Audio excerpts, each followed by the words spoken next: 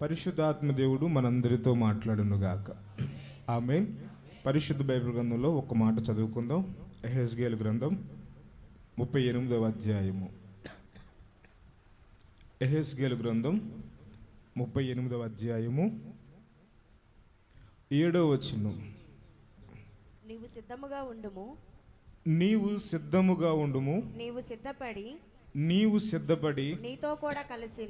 నీతో కూడా కలిసిన సమూహమంతటిని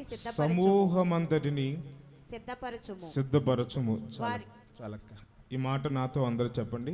నీవు సిద్ధపడి నీతో కూడా కలిసి ఉన్న వారిని సిద్ధపరచుము. చెప్పండి ఈ మాట అందరూ.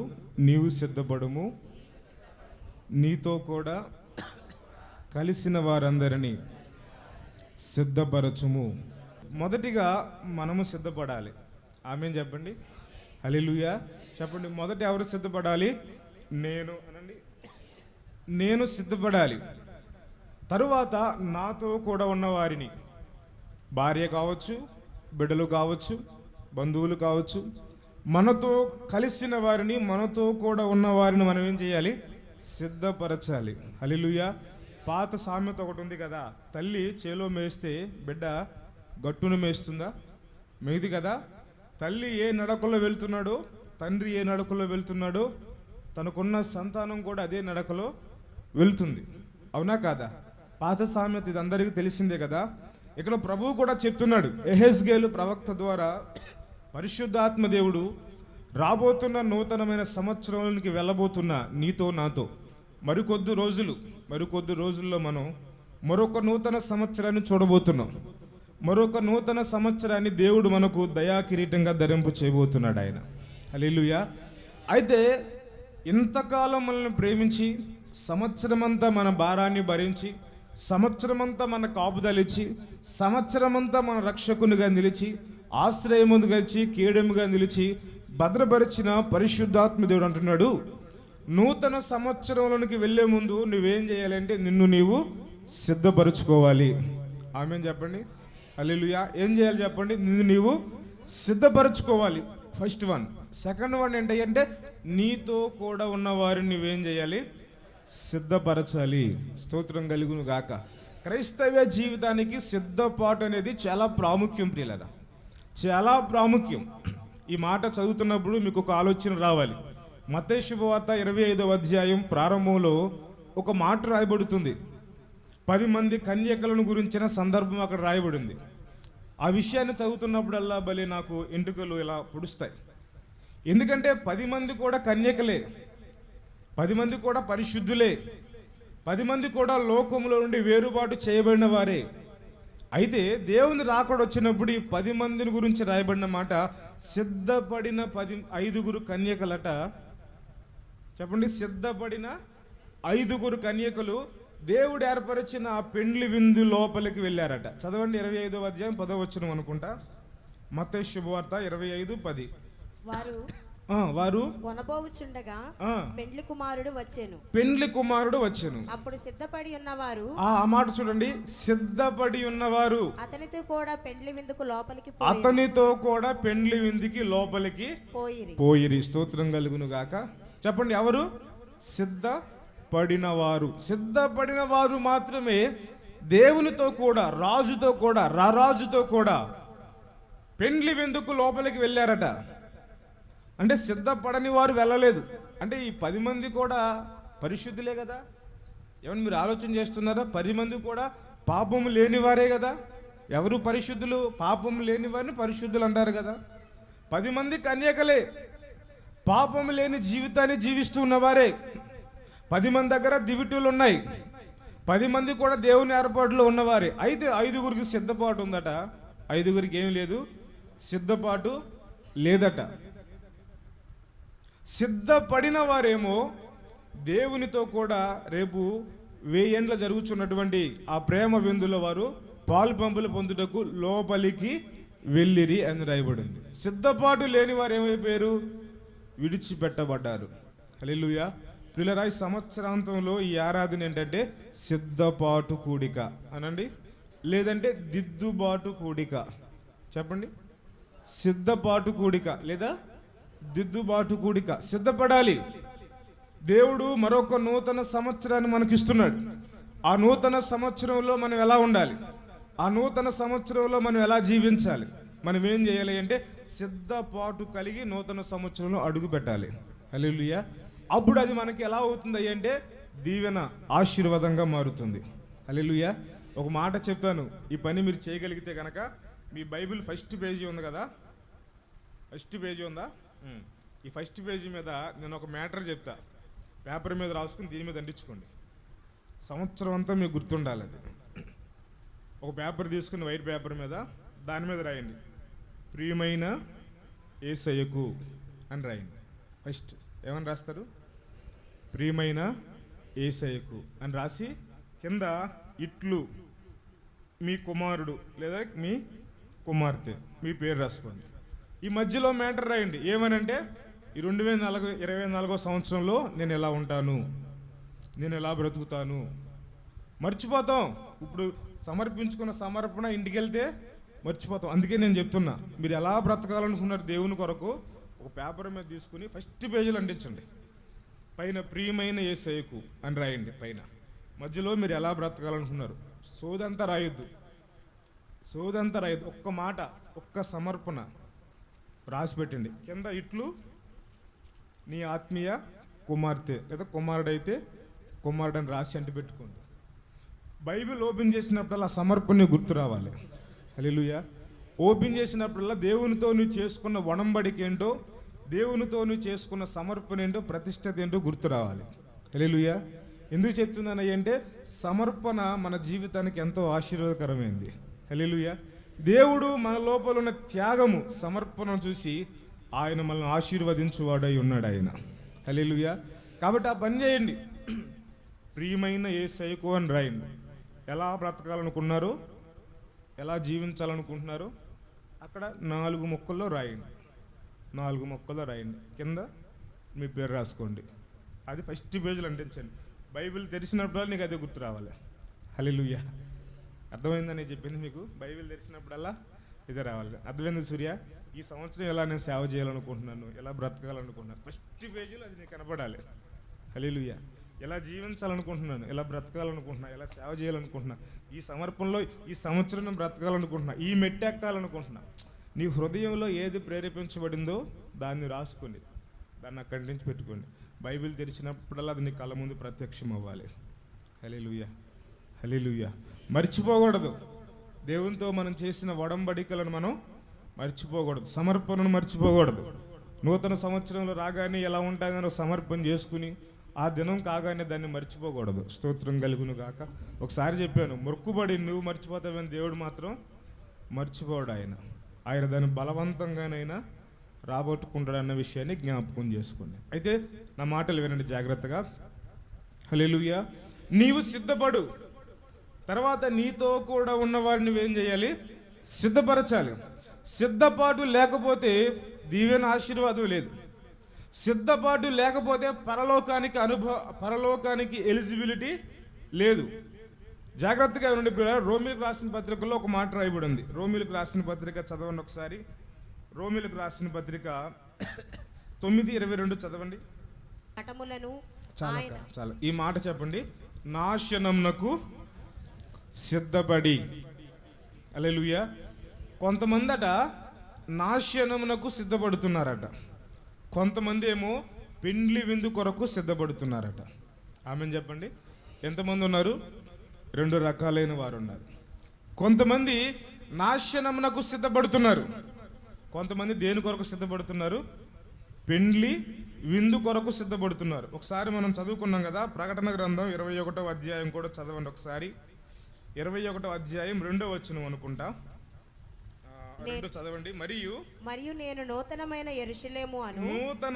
యెరూషలేమును ఆ పరిశుద్ధ పట్టణము తన భర్త కొరకు అలంకరింపబడిన, చదవండి, తన భర్త కొరకు అలంకరింపబడిన పెండ్లి కుమార్తె వలె సిద్ధపడుచున్నదట. స్తోత్రం కలుగును గాక.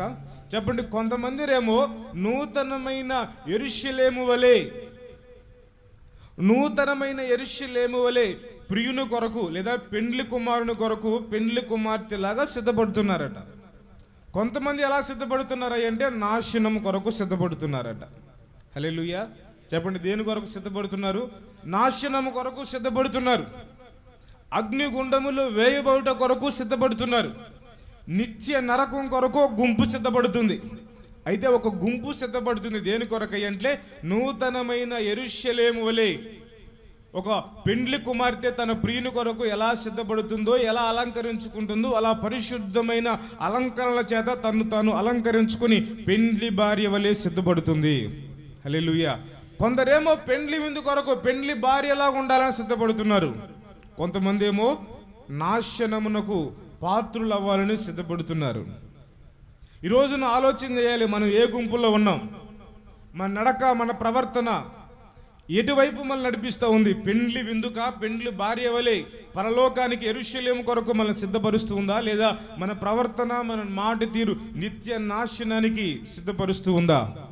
రెండు ఎవరి చేతిలో ఉన్నాయంటే మన చేతిలోనే ఉన్నాయి. హల్లెలూయా. నాశనమునకు పోవాలా, నూతనమైన యెరూషలేముకు పోవాలా? ఎవరి చేతుల్లో ఉంది? మన చేతుల్లో ఉండే. అయితే ఒక మాట చెప్తాను, జాగ్రత్తగా కొద్ది నిమిషాలు వినండి. 3 ముక్కల్లో వాక్యాన్ని ముగిస్తా. నూతనమైన సంవత్సరానికి వెళుతున్న మనం ఎలా సిద్ధపడాలి? చదవండి ఒకసారి పరిశుద్ధ బైబిల్ గ్రంథంలో ఎజ్రా గ్రంథం 10వ అధ్యాయము 11 వచనం. కాబట్టి ఇప్పుడు మీ పితరుల యొక్క దేవుడైన యెహోవా, మీ పితరుల దేవుడైన యెహోవా ఎదుట మీ పాపమును ఒప్పుకొని, ఈ మాట చెప్పండి, మీ పితరుల దేవుడైన యెహోవా ఎదుట మీ పాపములను ఒప్పుకొని ఆయన చిత్తానుసారముగా నడుచుకొనుటకు సిద్ధపడాలి. హల్లెలూయా. ఈ మాట చెప్పండి, అందరూ నాతో చెప్పండి. మన పాపములను ఒప్పుకొని ఆయన చిత్తానుసారముగా నడుచుకొనుటకు సిద్ధపడాలి. హల్లెలూయా. ఎలా సిద్ధపడాలి చెప్పండి? మన పాపములను ఒప్పుకుని 2023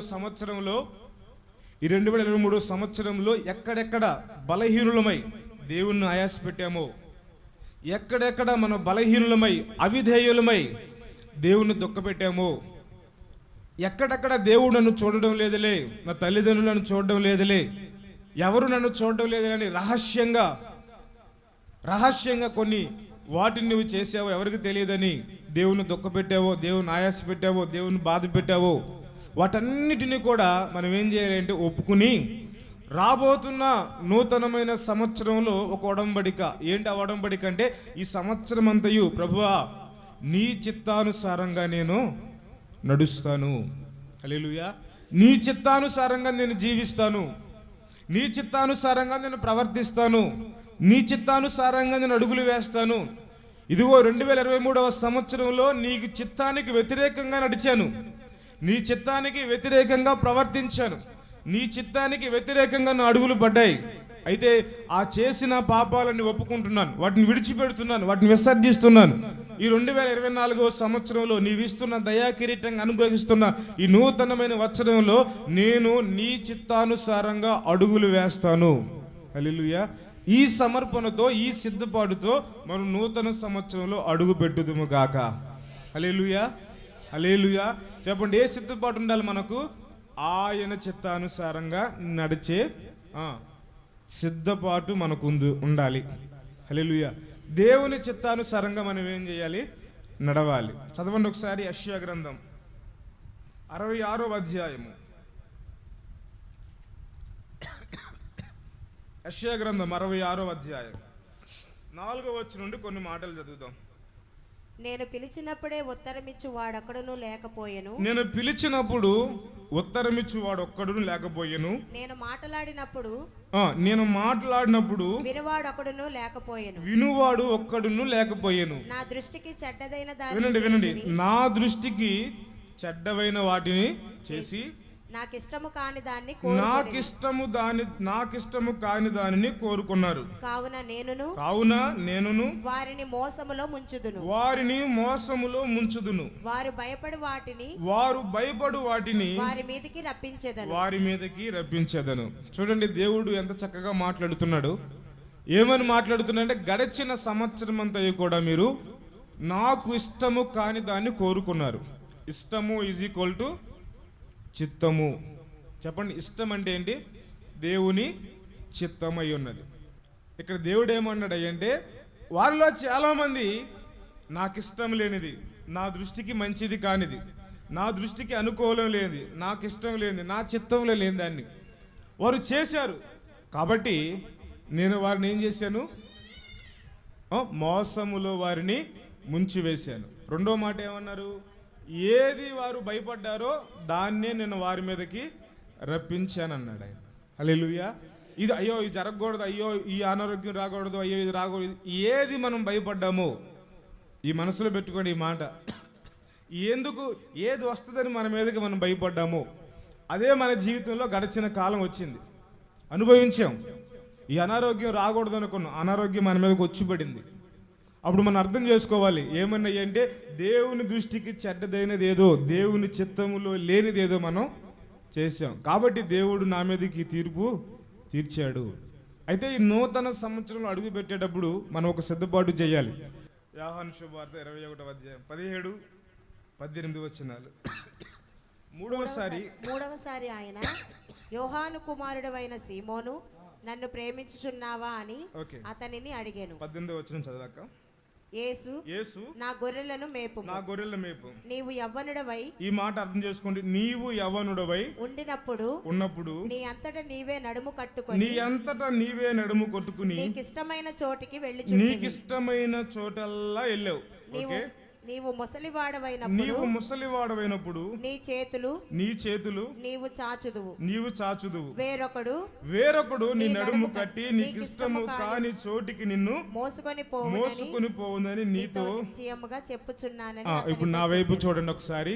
యవనస్తుడు అనండి, ముసలివాడు అనండి, అందరూ అనండి. యవనస్తుడు, రెండవవాడెవడు? ముసలివాడు. ఈ రెండు మాటలు వినండి. యవనస్తుడు అంటే ఎవరు? ఆత్మీయంగా చెప్తున్నాను. ఆధ్యాత్మికతలో పరిపక్వత దశ లేనివాడు యవనస్తుడు. మీకు అర్థమవుతుందా? యవనస్తుడు అంటే ఎవరు?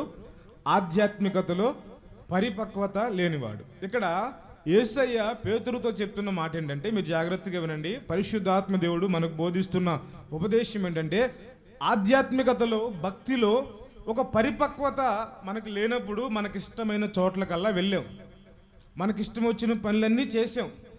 ఎప్పుడు అవన్నీ చేసిందంటే ఆత్మలో ఒక పరిపక్వత లేనప్పుడు, ఉపదేశ క్రమం అంటే ఏంటో తెలియనప్పుడు, ఆధ్యాత్మికతలో ఉన్న భక్తిలో ఉన్న లోతేంటో తెలియనప్పుడు మనకిష్టం వచ్చినవి చేసాం. నామకార్థంగా బ్రతికినంత కాలం, ఒక మాటలో చెప్పాలంటే భక్తిలో ఉన్న శక్తి ఏంటో ఎరగనంత కాలం, నామకార్థమైన భక్తి విధానం చేసినంత కాలం, ఆ భక్తిలో ఉన్న శక్తి ఏంటో గ్రహించక మనకిష్టం వచ్చిందల్లా మనం చేసాం.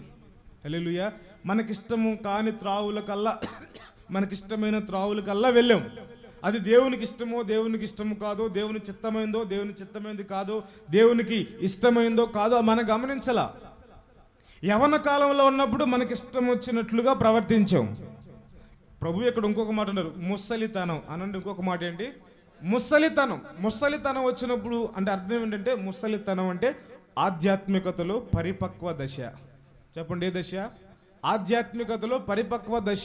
నీకు ముసలితనం వచ్చినప్పుడు దేవుడు అంటాడు, నీ చేతులు చాచుదువు. చేతులు చాచడం అంటే ఏంటి అర్థం? ఎవడన్నా పోలీసు వాడు వచ్చి కనబెట్టుకుని హ్యాండ్సప్ అనడం, హ్యాండ్సప్ అంటే ఏం చేస్తాం? గబగబా చేతులు అయితే అంటే అర్థం ఏంటి? లొంగిపోయే నీకు అని అర్థం. చెప్పండి, అంటే అర్థం ఏంటి? చెప్పండి అర్థం ఏంటి? నీకు సరెండర్ అయిపోయాను, నీకు నేను లోబడిపోతున్నా, నీ చిత్తం, నువ్వు నన్ను ఏం చేస్తావు వచ్చి అని ఈ వ్యక్తి తనకు తాను అప్పగించుకోవడాన్ని చూపిస్తూ ఉంది. స్తోత్రం కలుగును గాక. ఆత్మలో పరిపక్వ దశ తెలియనంత కాలం, ఆధ్యాత్మికంగా ఉన్నతమైన అనుభవాలు మనకు తెలియనంత కాలం మనకిష్టం వచ్చిన త్రోవల కల్లా నడిచాం, దేవుణ్ణి ఆయాస పెట్టాం, దేవుని దుఃఖపెట్టాం. ప్రియులారా, ఎవరు వినని ఉన్నతమైన సందేశాలు 50 రోజుల్లో కానివ్వండి, ఆత్మీయ తండ్రి గారి ద్వారా ఇవ్వండి, అనేకమైన సేవకుల ద్వారా కానివ్వండి, ఎన్నెన్నో ఉపదేశాలు ఆత్మలో ఒక స్థాయికి వచ్చాము ఇప్పుడు. హల్లెలూయా, స్తోత్రం కలుగును గాక. హల్లెలూయా. ఇంతవరకు ఆధ్యాత్మికతలో ఒక పరిపక్వ దశ మనకు లేనంత కాలం మనం ఇష్టం వచ్చినట్లుగా ప్రవర్తించాం. ఇప్పుడు ఆత్మలో ఒక స్థాయికి వచ్చాం, మనం ఒక రేంజ్కి వచ్చాం, ఒక లెవెల్కి వచ్చాం. మనం ఒక ఉన్నతమైన ఉపదేశాల ద్వారా దేవుడు మనల్ని నడిపిస్తూ ఉన్నాడు. అనేకమైన సందేశాల ద్వారా ప్రతిష్టత కలిగిన సేవకులను మన మధ్యకు నడిపించి ఆయన ఘనమైన సందేశాలు, ఆయన చిత్తం ఏంటో, ఆయన ఉద్దేశం ఏంటో, ఆయన ఏర్పాటు ఏంటో, ఆయన సంకల్పం ఏంటో ప్రతి ఒక్కటి కూడా అనేకమైన ఉపదేశాలు ద్వారా దేవుడు మనలను ఆత్మలో పరిపక్వతలోనికి తీసుకుని వస్తూ ఉన్నాడు ఆయన. హల్లెలూయా. నువ్వు ఆత్మలో పరిపక్వత దశకు వచ్చే కొలదిగా నువ్వు చేతులు చాచడం అంటే అర్థం ఏంటంటే ఆయన చిత్తానికి అప్పగించుకోవడం అని అర్థం. హల్లెలూయా. చెప్పండి, ఆత్మలో ఎదిగే కొలది నువ్వేం చేయాలి అంటే ఆయన చిత్తానికి లోబడిపోవాలి. హల్లెలూయా. ఆయన చిత్తానికి అప్పగించుకోవాలి. ఆయన చిత్తానికి అప్పగించుకున్నప్పుడు రాయబడిన మాట, నీకిష్టము కాని త్రావులకు, నీకిష్టము కాని చోట్లకు ఆయన నిన్ను నడిపిస్తూ ఉంటాడు. ఆయన స్తోత్రం కలుగును గాక. దానికి నువ్వు ఇష్టపడాలి, దానికి నువ్వు లోబడా. దేవుని చిత్తానికి లోబడడం అంటే ఇంతవరకు మనకి ఇష్టం వచ్చినట్లుగా మనం బ్రతికాం, ఇంతవరకు మనకి ఇష్టం వచ్చినట్లుగా మనం నడుచుకున్నాం, ప్రవర్తించాం, దేవునికి చెడ్డమైన వాటిని అన్ని చేసాం. అవన్నీ ఎప్పుడంటే నామకార్థ భక్తి చేసినంత కాలం, నామకార్థమైన జీవితాన్ని కొనసాగించినంత కాలం. ఇప్పుడు దేవుడు మనకు ఆత్మ అంటే ఏంటో, ఆధ్యాత్మికతలో ఉన్న లోతులేంటో దేవుడు ఒక్కొక్కటి మనకు తెలియజేస్తున్నాడు. తెలియజేస్తున్నప్పుడు నువ్వేం చేయాలంటే ఆయన చిత్తానికి మనలను మనం ఏం చేసుకుంటూ రావాలి, లోబడుకుంటూ రావాలి. స్తోత్రం కలుగును గాక. ఆయన చిత్తానికి లోబడాలి, ఆయన ఉద్దేశాలకు లోబడాలి, ఆయన ఇష్టాలకు లోబడాలి. ఆయన చిత్తానికి లోబడకపోతే ఏం చేస్తాడు అంటే ఏది మన మీదకి వస్తుందని మనం భయపడతామో అదే మన మీదకి వచ్చి పడద్దట. హల్లెలూయా. దేవుడే అప్పగిస్తాడట, దేవుడే మనలను మోసములో ముంచి వేస్తాడట. స్తోత్రం కలుగును గాక. హల్లెలూయా. బైబిల్లో ఉన్నాడు కదా. అతని పేరేంటి? లోతు. చెప్పండి, అతని పేరేంటి? లోతుతో దేవుడు చెప్పాడు, నాయన అక్కడికి వెళ్ళమన్నాడు. ఎక్కడికి? రాబోతున్న ఈ ఉగ్రత నుండి తప్పించుకోవడానికి అదిగో నేను చూపిస్తున్న పర్వతానికి నీవు పారిపోమన్నాడు. దేవుడు చెప్పింది మొత్తం విన్నాడు. అలాగేనయ్యా, మొత్తం విన్నాడు. విన్న తర్వాత అంటాడు, వినకుండా ఏమి లేడు. దేవుడు చెప్పేది మొత్తం ముందు సైలెంట్గా చేతులు కట్టుకుని విన్నాడు. విన్న తర్వాత అంత దూరం వెళ్ళాను కానీ అయ్యా ఇక్కడికి వెళ్తానన్నాడు. హల్లెలూయా, హల్లెలూయా. ముందు మాత్రం వినయంగా ఏం చేశాడు? దేవుడు చెప్పేది మొత్తం విన్నాడు. లోతా, ఈ పట్టణం మీదకి ఇది రాబోతుంది, ఉగ్రత రాబోతుంది, కాబట్టి నువ్వు బ్రతకాలి, నువ్వు నీతిమంతుడు, నువ్వు తప్పించబడాలి, నా మాటను నువ్వు తప్పించబడాలి, నువ్వు క్షేమంగా ఉండాలంటే అక్కడికి అన్నీ అన్నాడు వినయంగా. అంతా విన్నాడు. అంతా విన్న తర్వాత అంటాడు, అక్కడికి వెళ్ళలేను కానీ ఎక్కడికి పోతానన్నాడు. స్తోత్రం కలుగును గాక. దేవుడు ఏమన్నాడు, సరే నాయనా నీ ఇష్టం, నువ్వు ఎక్కడికి వెళ్తావు అక్కడికి వెళ్ళమన్నాడు. ఏమైపోయాడు చెప్పండి? నీతిమంతుడైన వాడు ఈ రోజున ఎలాగ మారిపోయాడు?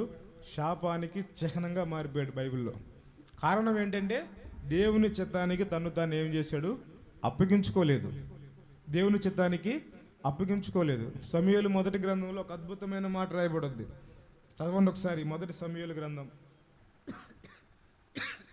13:14. యెహోవా తన చిత్తానుసారమైన మనసు గల ఒకని కనుగొని ఉన్నాడు. నీకు ఆజ్ఞాపించిన దాన్ని నీవు గైకొనకపోతివి కనుక. స్తోత్రం కలుగును గాక. ఆ ఒక్క మాట చాలక్క.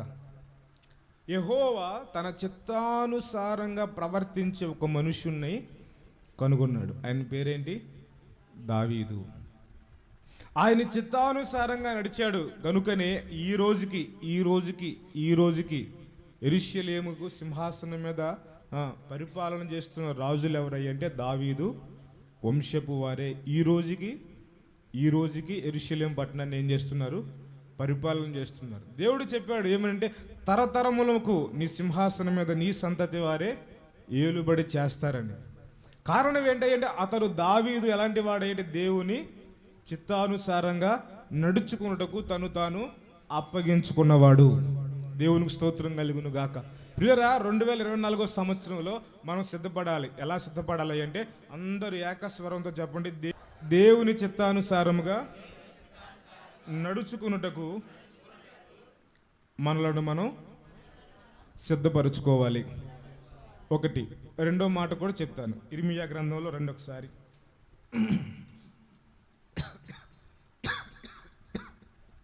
ఇర్మియా గ్రంథం 6:10 చదవండి.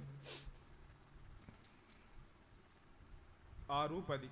విందురని నేనెవరితో మాట్లాడదను, విందురని నేను ఎవరితో మాట్లాడదను, ఓకే ఎవరికి సాక్ష్యం ఇచ్చేదను, వారి వినుటకు తమ మనసు సిద్ధపరచుకొనరు. చాలు. ఈ మాట కూడా చెప్పండి. వారట వినడానికి తమ మనస్సులను సిద్ధపరచుకొనలేదు. ఒక సమూహం గురించి ఇర్మియా భక్తుడు మాట్లాడుతున్నాడు. విందురని నేను ఎవరితో మాట్లాడతాను. వీరు ఎలాంటి వారయ్యా అంటే దేవుని వాక్యమును వినడానికి సిద్ధ మనసు లేనివారు. చెప్పండి, ఎలాంటి వారిలు? దేవుని వాక్యమును వినడానికి సిద్ధ మనసు లేనివారు. అయితే నేను ఒక మాట దీనికి ఆపోజిట్గా చెప్తున్నాను. 2024లో మనకి ఎలాంటి సిద్ధపాటు ఉండాలి అంటే దేవుని వాక్యమును వినే సిద్ధపాటు ఉండాలి. ఆమేన్. దేవుని వాక్యమును వినే సిద్ధపాటు ఉండాలి. ఒకటి, దేవుని చిత్తానుసారంగా నడిచే సిద్ధపాటు ఉండాలి. 2, దేవుని వాక్యమును వినే సిద్ధపాటు ఉండాలి. ఎందుకు దేవుని వాక్యాన్ని వినాలి? వాక్యమే చెప్తుంది కదా, దేవుని వాక్యము, ఆయన వాక్యము నా పాదములకు దీపము, నా త్రోవలకు వెలుగు. మనం సన్మార్గం నడవాలంటే, చక్కని మార్గం నడవాలంటే, దేవుని దృష్టిని ఆకర్షించే విధంగా నడవాలి అంటే మన పాదములకు వెలుగు దేవుని వాక్యమే. నా పాదములకు దీపము, నా త్రోవలకు వెలుగు అన్నాడు.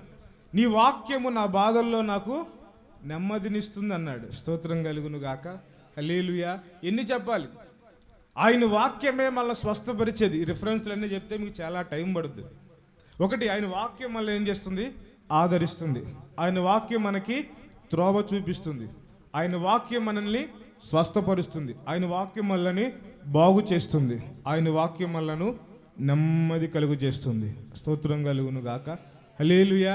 పనికి మాలిన ముచ్చట్లకు ఎంత సమయమైనా పెడతాం, కానీ ఆదరించే, బ్రతికించే వాక్యం, జీవితాలను చక్కబెట్టే వాక్యానికి ఈ రోజున వినడానికి సమయాన్ని ఎవరు వెచ్చించలేరు.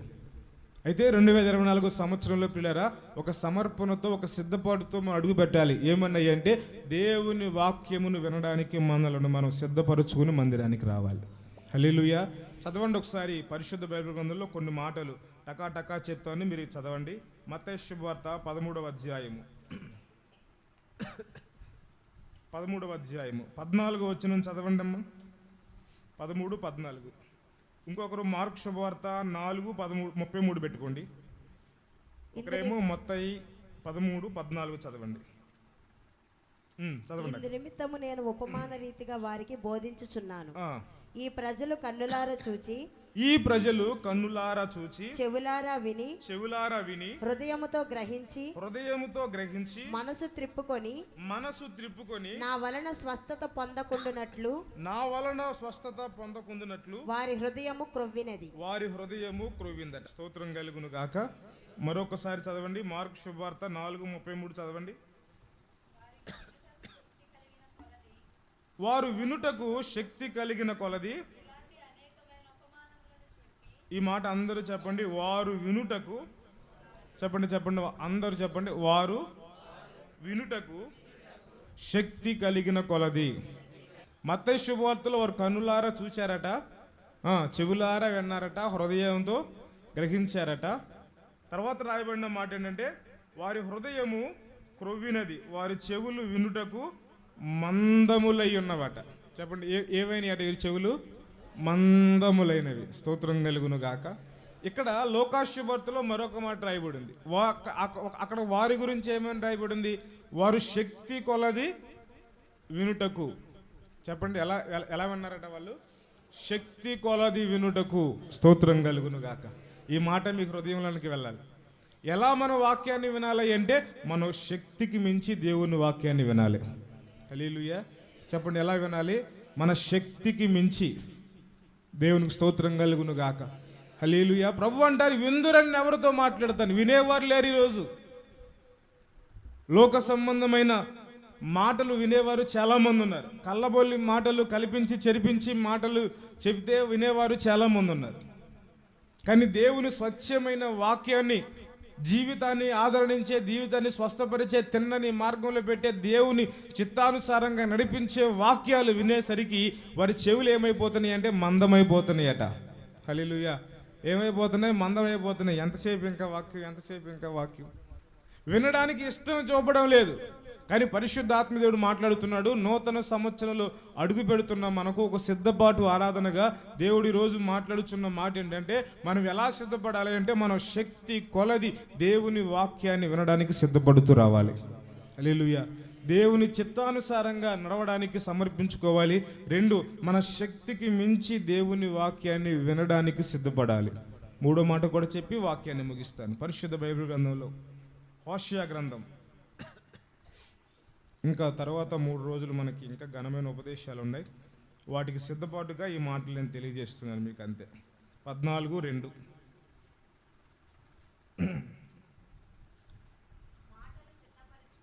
మాటలు సిద్ధపరచుకుని యెహోవా యొద్దకు తిరుగుడి. చాలు. 3వ మాట కూడా చెప్పండి. మాటలు సిద్ధపరచుకోవాలి. చెప్పండి. 3వది ఏంటిది? ఒకటి ఏం సిద్ధపడాలి? దేవుని చిత్తానుసారంగా నడవడానికి సిద్ధపడాలి. 2, శక్తికి మించి దేవుని వాక్యాన్ని వినడానికి సిద్ధపడాలి. 3, మాటలు సిద్ధపరుచుకుని రావాలి. హల్లెలూయా. అదేంటి అయ్య గారు? అదేంటి మాటలు సిద్ధపరచుకుని మందిరానికి రావడం ఏంటి చెప్తాను. 2 రకాలైన మాటలు ఉన్నాయి.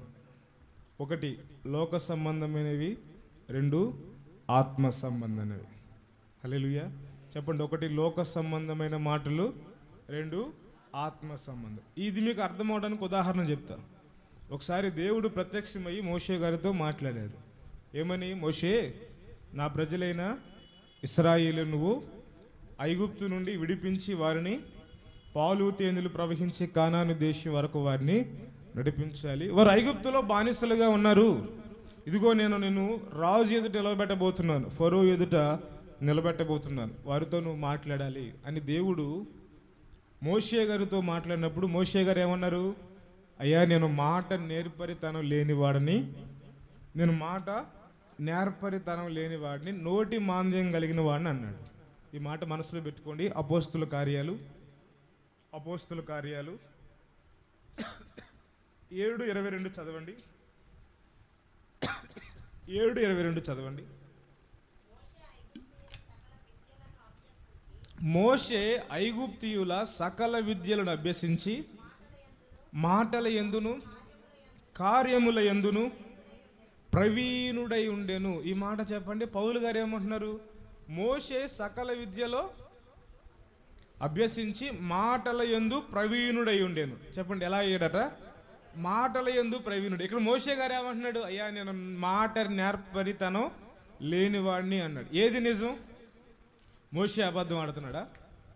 పౌలు గారు అబద్ధం ఆడుతున్నారా? ఎవరు అబద్ధం ఆడడం లేదు. స్తోత్రం కలుగును గాక. నేను చెప్పే మాటేనండి. ఇక్కడ యేసయ్య తండ్రి అయిన దేవుడు మోషేతో మాట్లాడినప్పుడు మోషే గారు అన్నారు, నాకు మాట నేర్పరితనం లేదయ్యా, నేను మాట్లాడలేను, నన్ను ఎలాగ వెళ్ళమంటావు అన్నాడు. పౌలు గారు అంటారు, మోషే గారు ఎలాంటి వాడయ్యా అంటే మాటల యందు ప్రవీణుడు అన్నాడు. హల్లెలూయా. నేను మొదటే చెప్పాను, లోక సంబంధమైన మాటలు వేరు, ఆత్మ సంబంధమైన మాటలు వేరు.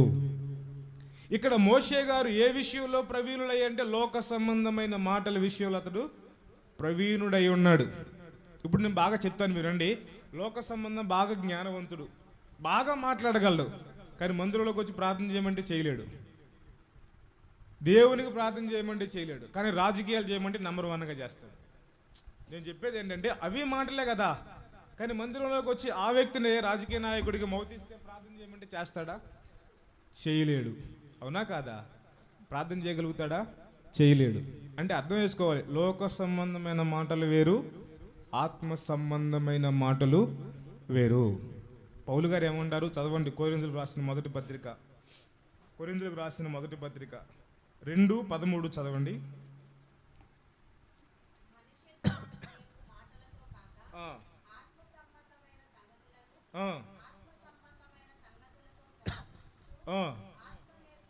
ఆ మాట చెప్పండి. ఆత్మ నేర్పు మాటలు. అందరూ అనండి. చెప్పండి. ఏ మాటలు మాట్లాడాలి మనం? ఆత్మ నేర్పు మాటలు. హల్లెలూయా. ఈ 2023 సంవత్సరం పిల్లరా, ఒకవేళ లోక సంబంధంగా మాట్లాడేమేమో. ఏంటి ఆ లోక సంబంధమైన మాటలు? ఎఫెసీయులకు రాసిన పత్రిక ఆఖరి రెఫరెన్స్ ఇది. ఎఫెసీయులకు రాసిన పత్రిక 5:3 చదవండి. మీలో జారత్వమే కానీ, ఏ విధమైన అపవిత్రతయే కానీ, లోభత్వమే కానీ వీటి పేరైనను మీరు ఎత్తకూడదు.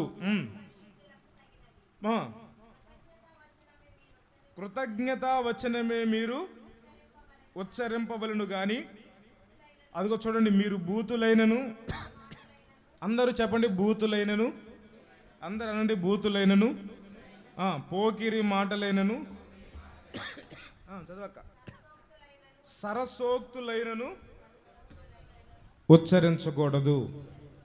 హల్లెలూయా. ఎలా మాట్లాడాలి మరి? ఆత్మ నేర్పు మాటలతో మాట్లాడాలి. హల్లెలూయా. బూతులు మాట్లాడకూడదు, సరసోక్తులు. కొంతమంది బూతులు మాట్లాడరు, కానీ వీళ్ళ దగ్గర ఏముంటుంది అంటే సరసోక్తులు. ఏ మాటలు ఉంటాయి చెప్పండి?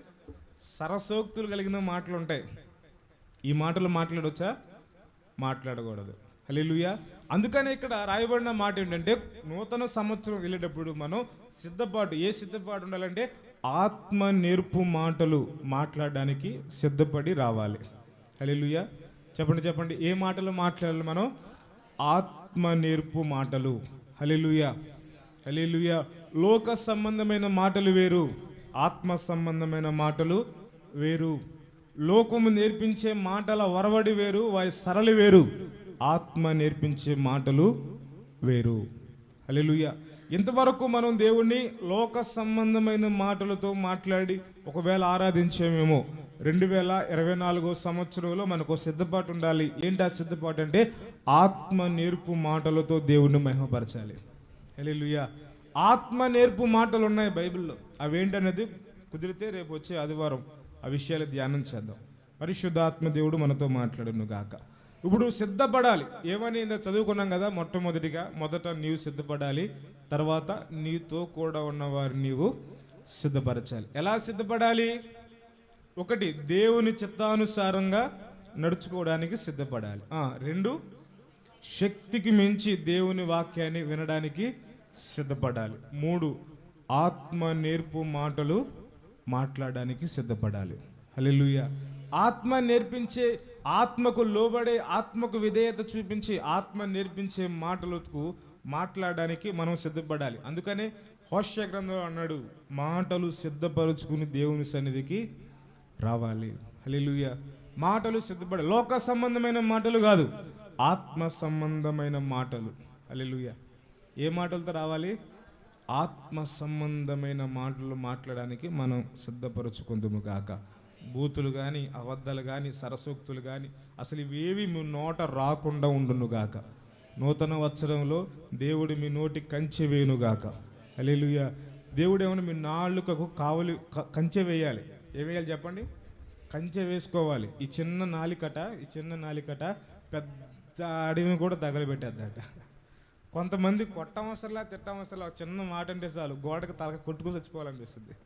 అంత భయంకరంగా మాట్లాడతారు. నిజమండి, మీరు అనుభవించారు లేదు. ఒక చిన్న మాట అంటే చాలు, కొట్టవసరలా, వాళ్ళు ఎదురుబడి ఏమనవసరం. ఒక చిన్న మాట, ఆ చిన్న మాట ఎదుటి వ్యక్తిని ఎంత క్షోభకు గురి చేస్తుందో అలాంటి మాటలు మన నోట రాకుండా ఉండునుగాక. మన నోట వచ్చే మాటలు ఆదరించే మాటలు అయి ఉండాలి. ఎదుటి వ్యక్తిని బలపరిచే మాటలు అయి ఉండాలి. ఎదుటి వ్యక్తిని ఆదరించే మాటలు అయి ఉండాలి. హల్లెలూయా. ఇవి ఆత్మ నేర్పే మాటలు. హల్లెలూయా. ఆత్మ నేర్పే మాటలు ఎలా ఉంటాయి? ఎదుటి వ్యక్తిని కించపరచు, ఎదుటి వ్యక్తిని అవమానపరచు, ఎదుటి వ్యక్తిని దిగజార్చేటట్లుగా మాట్లాడవు, ఎదుటి వ్యక్తిని బాధ పెట్టేటట్లుగా మాట్లాడవు. పరిశుద్ధాత్మ నేర్పే మాటలు, ఆత్మ నేర్పే మాటలు ఓదార్పునిస్తాయి. ఆమేన్. నెమ్మదినిస్తాయి. ఎదుటి వ్యక్తి మనం ఆత్మ నేర్పే మాటలు మాట్లాడితే మనం మాట్లాడిన మాటలు ఎదుటి వ్యక్తికి ఎలా ఉంటాయి అంటే బాధల్లో కూడా నెమ్మదిగా ఫీల్ అవుతారు వాళ్ళు. హల్లెలూయా. ఓదార్పుగా ఫీల్ అవుతారు వాళ్ళు. ఒంటరిగా ఉన్న ఆ ఫీలింగ్ పోయి ధైర్యంగా ఫీల్ అవుతారు వాళ్ళు. మనం మాట్లాడే మాటలు అలాగుండును గాక. దేవుడి మాటలు ఆశీర్వదించును గాక. ప్రార్థన చేసుకుందాం అందరం కూడా ఉన్న స్థలంలో. మోకరిద్దాం అందరూ. ఒక 2 నిమిషాలు మోకరించండి. అందరు 2 నిమిషాలు మోకరించండి. 2 నిమిషాలు మోకరించండి. ఈ సిద్ధపాటు కూడికలో దేవుడు మాట్లాడు. మొదట నీవు సిద్ధపడాలి. మొదట నీవు దేవుని చిత్తానికి అప్పగించుకోవాలి. ఆ తర్వాత నీతో కూడా కలిసిన వారిని దేవుని చిత్తంలోనికి నడిపించాలి. దేవుని చిత్తానికి అప్పగించుకునేటట్లుగా నడిపించాలి. ఇంతవరకు ఆత్మలో ఒక పరిపక్వ దశ లేనంత వరకు, ఆధ్యాత్మికతలో ఒక పరిపక్వత రానంత వరకు మనం ఇష్టం వచ్చినట్లుగా నడిచాం, మనం ఇష్టం వచ్చినట్లుగా ప్రవర్తించాం, మనము ఇష్టం వచ్చిన తావులకు వెళ్ళాం, మనం ఇష్టం వచ్చిన మాటలు మాట్లాడాం. కానీ ఇప్పుడు నువ్వు ముసలితనంలోనికి వచ్చావు, అంటే ఆత్మలో ఒక పరిపక్వ దశలోనికి వస్తున్నావు, ఆధ్యాత్మికతలో ఒక పరిపక్వ దశలోనికి వస్తున్నావు. రోజు రోజు ఆత్మలో ఒక మెట్టెక్కుతున్నావు, అంటే ఒక అనుభవంలోనికి ఎదుగుతున్నావు. ఒక్కొక్క అనుభవాన్ని నేర్చుకుంటూ వస్తున్నావు, ఒక్కొక్క అనుభవాన్ని నేర్చుకుంటూ వస్తున్నావు. ఒక్కొక్క అనుభవాన్ని నేర్చుకుంటూ వస్తున్న కొలది నువ్వు దేవుని చిత్తానుసారంగా నడవడానికి, దేవుని చిత్తానికి అప్పగించుకోవడానికి నిన్ను నీవు సమర్పించుకునే రీతిలో మారాలి. ముసలివాడు చేతులెత్తును దేవునికి సమర్పించుకుంటాడు. ఆధ్యాత్మికతలో ఒక పరిపక్వత లేనివాడే దేవునికి ఇష్టం లేని తావులకల్లా వెళ్తూ ఉంటాడు. దేవుని వాక్యాన్ని పెడచెవిని పెడుతూ ఉంటాడు. ఆధ్యాత్మికతలో ఒక పరిపక్వత దశ లేనివాడే దేవుని వాక్యానికి విరుద్ధంగా నడుస్తాడు. దేవునికి ఇష్టము కానిది చేస్తాడు. దేవుని దృష్టికి చెడ్డమైన వాటిని చేస్తాడు. కానీ ఆధ్యాత్మికతలో మనం యవన దశ దాటుతున్నాం కదా, యవన దశ దాటుతున్నాం కదా. రక్షించబడి ఇప్పటికి నీకు ఎన్ని సంవత్సరాలు యవన దశ దాటావా? యవన దశ దాటుతున్నావు, యవన దశ దాటుతున్నావు, యవన దశ దాటుతున్నావు. వృద్ధాప్యంలోనికి వస్తుంటే అనుభవంలోనికి వస్తున్నావు. లోతైన విషయాలు నేర్చుకుంటున్నావు. దేవుని హృదయం ఏంటో నేర్చుకుంటున్నావు. దేవుని మనసు ఏంటో నేర్చుకుంటున్నావు. నేర్చుకున్న నీవు దేవునికి లోబడాలి, దేవుని చిత్తానికి లోబడాలి, దేవుని చిత్తానికి లోబడాలి. దేవుని చిత్తానికి లోబడి నడుచుకునేటట్లుగా నిన్ను నీవు సమర్పించుకోవాలి. దావీదు గురించి పరిశుద్ధాత్మదేవుడు పలికిన మాట నీ గురించి పలకాలి. నా చిత్తానుసారమైన వాడు నేను ఒక్కడిని కనుగొన్నాను. దేవుని చిత్తానుసారంగా నడుచుకోవాలి.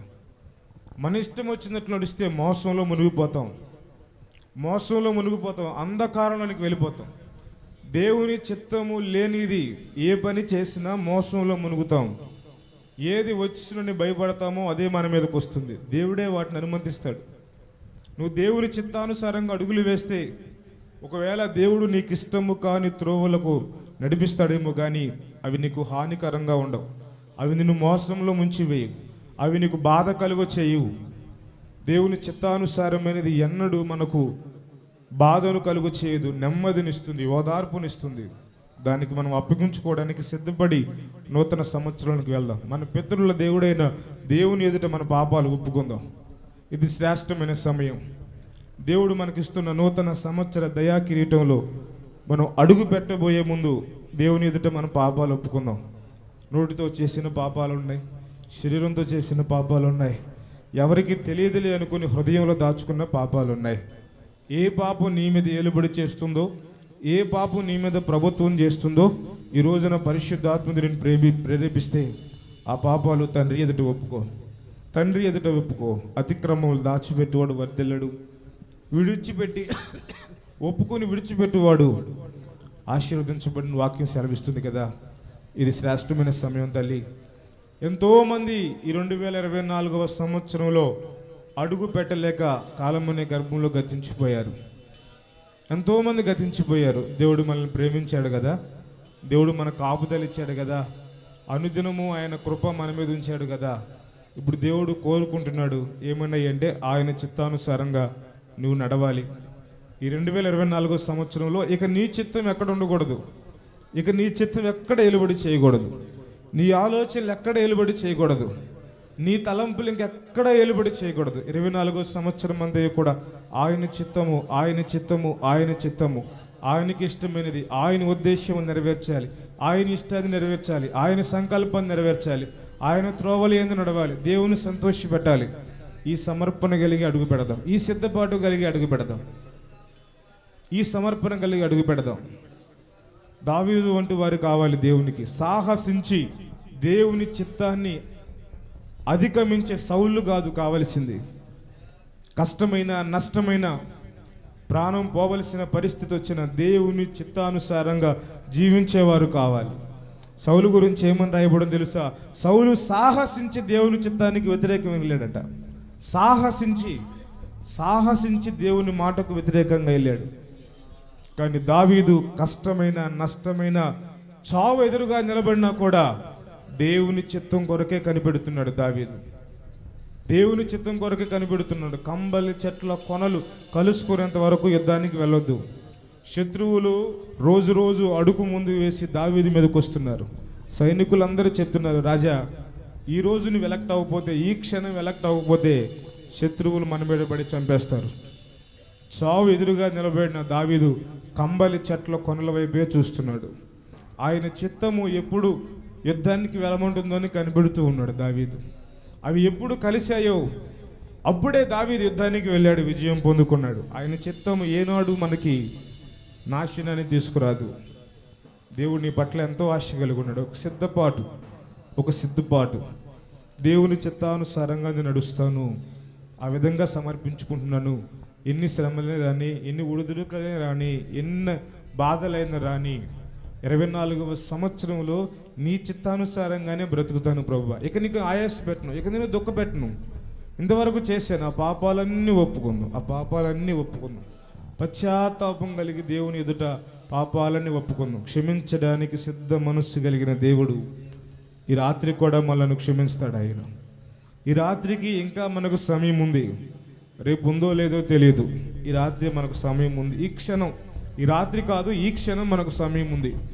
ఒప్పుకోగలిగితే గనక దేవుని సన్నిధిలో పాపాలన్నీ ఒప్పుకొని ఒక సమర్పణతో, ఒక సిద్ధపాటుతో ఈ రాత్రి మనం ఈ ఆరాధన ముగించుకుని ఇంటికి వెళ్దాం. 2, శక్తికి మించి దేవుని వాక్యానికి సమయం ఇద్దాం. శక్తికి మించి దేవుని వాక్యాన్ని విందాం. పనికి మాలిన వాటిని వినొద్దు. 2, పనికి మాలిన వాటి వినొద్దు. పనికి మాలిన ముసలమ్మ ముచ్చట్లు వినొద్దు. ఇక నా చెవులతో వాటిని వినను. ఈ సిద్ధపాటు ఉండాలి నీకు. పనికి మాలిన వాటిని వినను. ఖాళీ దొరికితే నేను వాక్యాన్ని వింటాను, దేవుని వాక్యాన్ని వింటాను, పరిశుద్ధమైన మాటలు వింటాను. ఈ సిద్ధపాటు నీకు ఉండాలి. నీ శక్తికి మించి వాక్యం వినాలి. 3, ఆత్మ నేర్పు మాటలే నువ్వు మాట్లాడాలి. ఈ సిద్ధపాటు నీకు ఉండాలి. ఆత్మ నేర్పు మాటలే నీ నోట రావాలి. బూతులైనను, సరసోక్తులైనను, వెకిలి చేష్టలైనను, వెకిలి మాటలైనను, సరసోక్తులైనను, ఇవేవి ఆత్మీయుని దగ్గర ఉండవలసిన మాటలు కాదు. ఈ మాటలు ఉండకూడదు. ఆత్మ నేర్పు పలుకులే పలకాలి. ఆదరించే మాటలే మాట్లాడాలి. ఎదుటి వ్యక్తిని కించపరిచే మాటలు మాట్లాడకూడదు. ఎదుటి వ్యక్తిని దిగదార్చే మాటలు మాట్లాడకూడదు. ఎదుటి వ్యక్తిని అవమానపరిచే మాటలు మాట్లాడకూడదు. ఎదుటి వ్యక్తి బాధపడే మాటలు మాట్లాడకూడదు. అలా మాటలు నోపు రాకూడదు. ఆత్మ నేర్పు మాటలు మాట్లాడాలి. ఓదార్పు కలిగిన మాటలు మాట్లాడాలి. ఎదుటి వ్యక్తి కష్టాల్లో ఉన్నవాడు నువ్వు మాట్లాడితే నెమ్మది పొందాలి, ఆదరణ పొందాలి. నీ మాటలు విన్న అనేకులు యేసయ్య దగ్గరకు ఆకర్షించబడాలి. అలా నేర్పరి కలిగిన మాటలు, సంఘంలో ఆత్మ నేర్పు కలిగిన మాటలు మాట్లాడే వ్యక్తులు కావాలి. ఆత్మ నేర్పు కలిగిన మాటలు మాట్లాడాలి. విన్న వాక్యం మన జీవితంలో ఫలించినట్లుగా మీలో ఎవరైనా ఒకరు ప్రేరేపణ కలిగిన వారు చిన్న ప్రార్థన చేద్దాం.